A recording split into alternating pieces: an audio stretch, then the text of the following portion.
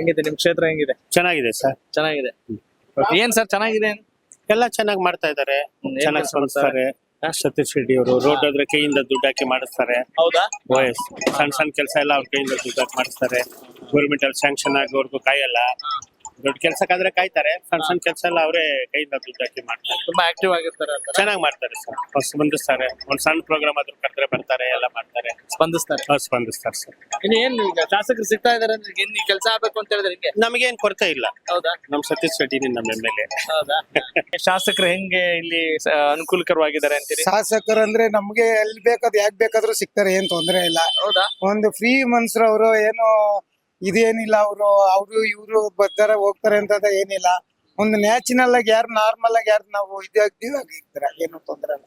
ಒಳ್ಳೆ ಶಾಸಕರು, ಇಂಥ ಶಾಸಕರು ಬೇಕು ಎಲ್ಲ ಕಡೆನು.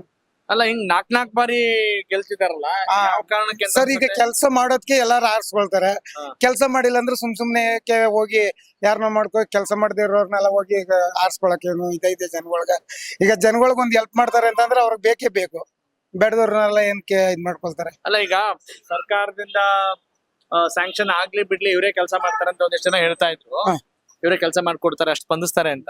ಚೆನ್ನಾಗ್ ಮಾಡ್ತಾರೆ ಸರ್. ಆದ್ರೆ ಒಂದು ಉದ್ಯೋಗ ಏನಾದ್ರು ಇದೆಯಾ ಇಲ್ಲಿ ಜನರಿಗೆ?